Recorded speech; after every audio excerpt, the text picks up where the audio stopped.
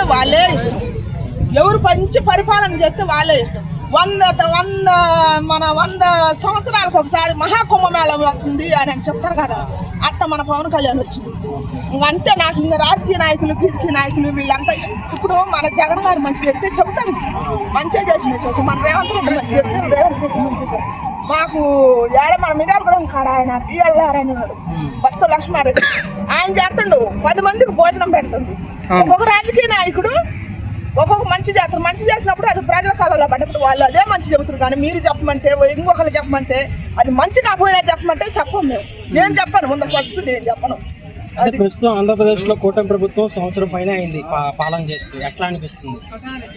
కూటమి ప్రభుత్వం బాగానే చేస్తుంది, బాగానే చేయబట్టే కదా ఇప్పుడు మనం చూస్తున్నాం. ఇప్పుడు మనకు లేదని, మన తెలంగాణకు లేదని అనేది ఈ తెలంగాణ ఈ ఆంధ్రప్రదేశ్ అని పరిపాలన ఇదంతా ఎడగొట్టిన వాళ్ళు అందుకే అడిగేది.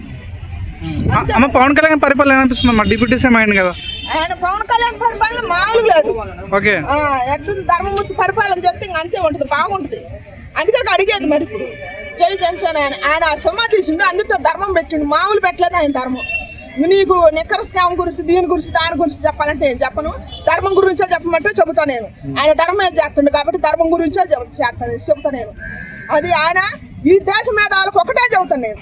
మన తెలంగాణ మన ఏపీ అని ఎడగొట్టారు కదా, ఈ స్వచ్ఛమైన గాలిని ఎడగొట్టమను, ఈ భూమిని ఎడగొట్టమను, మన దేశాన్ని కాపాడే సోల్జర్స్ని ఎడగొట్టమను, మన తెలంగాణకు ఒక సోల్జర్స్ని పెట్టమను, ఆంధ్రానికి ఒక సోల్జర్స్ని పెట్టమను.